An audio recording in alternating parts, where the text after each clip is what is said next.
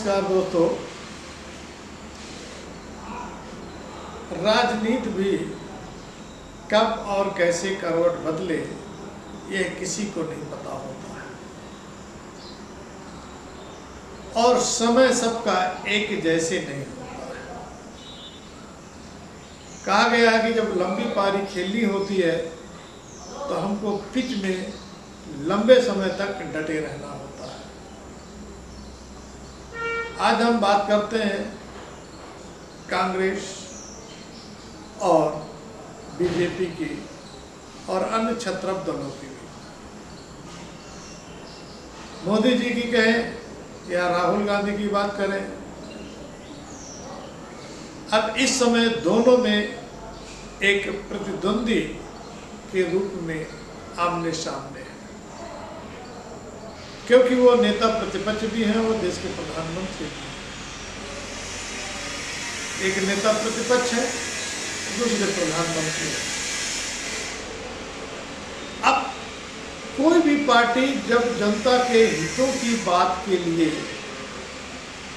अपनी बात रखती है और उस पर कायम रहती है, जैसा कि 2014 के पहले की अगर बात करें तो मोदी जी ने जिस हिसाब से जनता की बात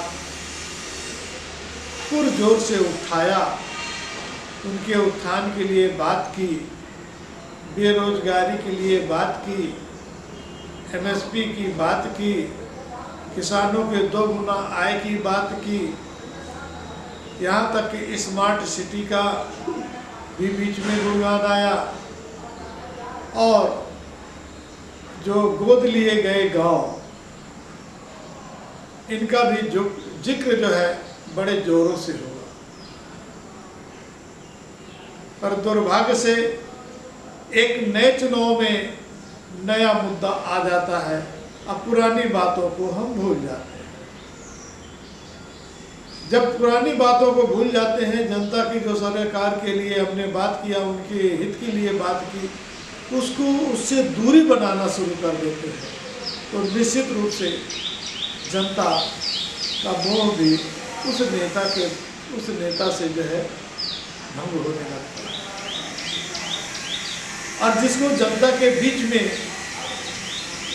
जाना होता है तो निश्चित रूप से जनता की बात करते हैं। अब बात करते हैं हम पूरा आरएसएस की और बीजेपी की। कांग्रेस को 2014 से पहले घेरने में कोई कसर नहीं रखी।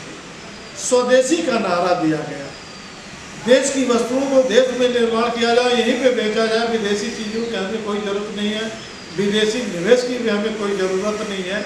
इसका पूर्ण रूप से पुरजोर से बीजेपी ने विरोध किया, लेकिन दुर्भाग्य से उस चकाचौंध में वो भूल गए, और इस समय तो इतने आतुर हैं, बीजेपी इतनी आतुर है कि जितने भी विदेशी इन्वेस्टर हैं उनको भारत में लाने की जल्दी है।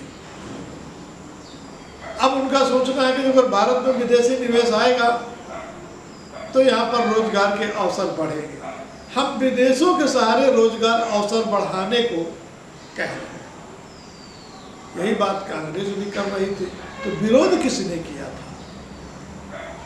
तो जिन बातों को, जिन मुद्दों को हम उठाते हैं और उन मुद्दों से हट करके हम बात करने लगते हैं, तो जनता भी सोचती है कि हमको क्या समझा जा रहा है।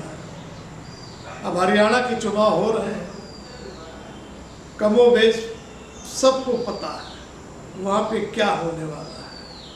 इसीलिए कल प्रधानमंत्री जी को कहना पड़ा, ये जो अगर भूल से कांग्रेस हरियाणा में आ गई, भूल से क्या होता है? कोई कहीं पर सरकार बनाता है तो क्या भूल के बनाता है क्या?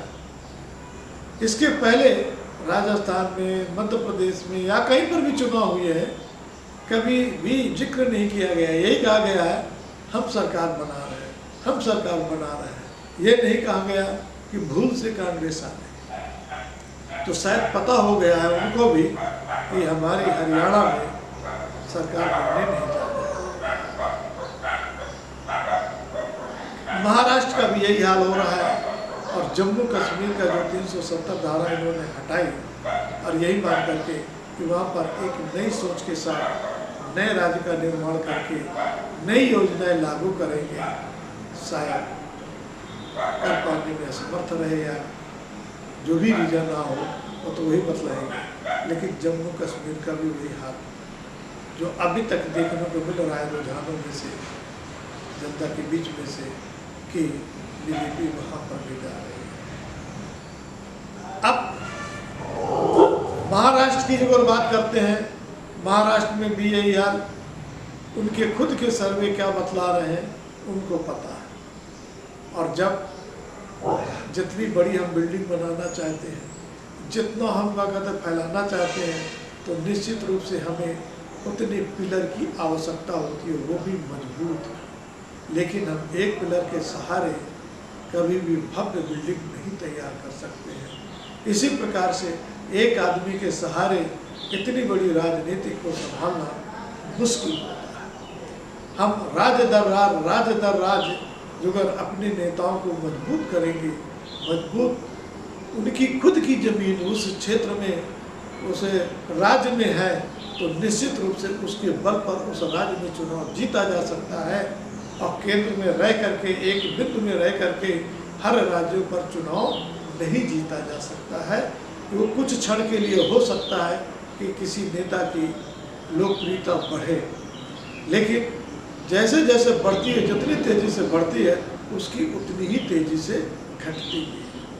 तो राज्यों में जो हम नेताओं को खोना शुरू कर दिए और अपने मन मुताबिक रखना शुरू कर दिए, एक कठपुतली जो अगर मुख्यमंत्री बने, कठपुतली हमारा नेता मंत्री बने, तो फिर क्या?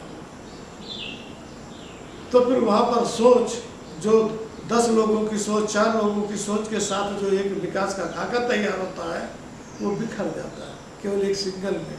जो सही है हम कहेंगे वही सही है, जो गलत है मतलब दूसरा बोलेगा वो गलत है। तो इस तरह की धारणा में निश्चित रूप से नुकसान उसी पार्टी को होता है, वो चाहे कांग्रेस हो और चाहे बीजेपी हो। कांग्रेस ने भी अपने अहंकार में डूब चुकी थी 2014 में, 2014 के पहले, शायद इसीलिए उनके नेता जो बेलगाम हो गए थे, जो मना हो रहा था, अनाप शनाप बोल रहे थे, और कोई जो उनके मुखिया कह लीजिए सोनिया गांधी या मनमोहन सिंह, उन पर कोई अंकुश लगाने को तैयार नहीं था। साथ में जो वो निर्णय देते थे वही होता था। जैसे कि उत्तर प्रदेश की हाल यही रहा, जब जब भी कहा गया या कहीं पर भी रहा कि जब केंद्र की नेताओं ने उत्तर प्रदेश में या अन्य प्रदेशों में गठबंधन के लिए मजबूर किया यहाँ के नेताओं को, तो फिर निश्चित रूप से मनोबल यहाँ के कार्यकर्ताओं का गिरता है।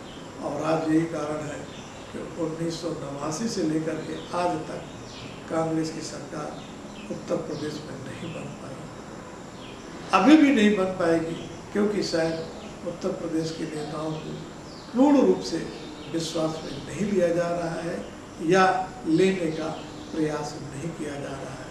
ये जो अगर ऐसा रहा तो शायद है कि आने वाले समय में कभी भी कांग्रेस की सरकार उत्तर प्रदेश में न बन पाए। हाँ, वो अलग बात है 2027 में अखिलेश के साथ मिल करके चुनाव लड़ते हैं तो सरकार बन सकती है, लेकिन अपने बलबूते पर कांग्रेस को उत्तर प्रदेश में बहुत मेहनत करने की आवश्यकता पड़ेगी। अब राहुल गांधी जिस प्रकार से लोकप्रियता बढ़ रही है, निश्चित रूप से आने वाले समय में कांग्रेस को फायदा मिलेगा। और कांग्रेस को फायदा ही नहीं मिलेगा ये जब वो जिस मुद्दों को उठा रहे हैं, जिन मुद्दों को वो कह रहे हैं, जिन बातों को उभार रहे हैं, यदि वो नहीं किए तो फिर इनका भी यही हाल होगा जो वर्तमान में बीजेपी सरकार का हो रहा है। तो जो जनता से वादा करिए उसे करिए, यही जनता की चाह है। जनता को हितों के लिए पहले उसका पूरा करिए, आगे बढ़िए, मन को मत भटकाइए, उनको न भटकाइए। ना उनको अपना दुश्मन समझिए। वोटर सभी आपके हैं और कोई नहीं है। जो उनकी बात करेगा वोटर उसी को वोट देगा। जय हिंद, जय भारत।